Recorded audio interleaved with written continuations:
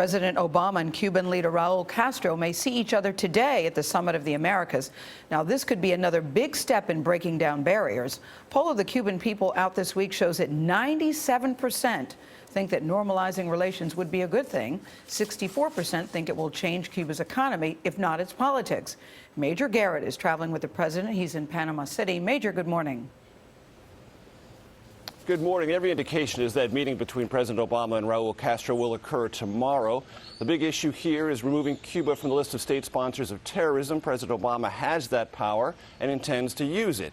When it comes to the economic embargo on Cuba, only Congress can do that, and that's a long way off. Still, a thaw in relations between the two countries is real, but as we discovered here, not without criticism or conflict. At a town hall in Jamaica, President Obama took a question now rippling through the region.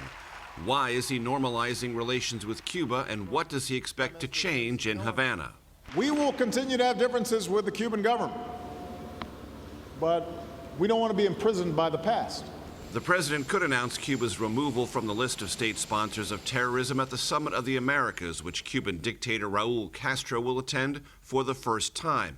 An historic, albeit unofficial, meeting between the two will occur. The duration, substance, and date, however, remain unknown. Cuba is one of 4 nations on the terrorism list, landing there in 1982.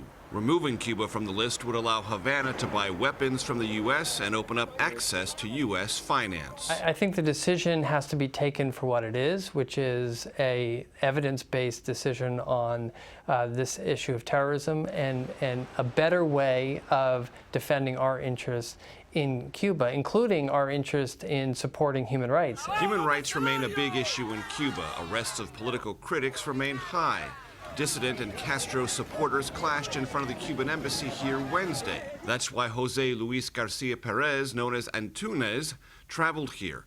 Antunes is a prominent Cuban dissident, invited as House Speaker John Boehner's guest to this year's State of the Union address. Antunes, roughed up here by Castro loyalists, sino también la sociedad civil y el pueblo, told us Cuba's problems are not economic but political, that repression is constant and dissidents must have a seat at the negotiating table. Antunes opposes taking Cuba off the state sponsor of terrorism list, and what would likely come next, the opening of a U.S. embassy in Havana. And as we saw, he has powerful Republican friends who could legislatively try to keep Cuba on that list, but that would only provoke a presidential veto, and there's no indication Republicans would have the votes to override it. Charlie? Major, thank you so much.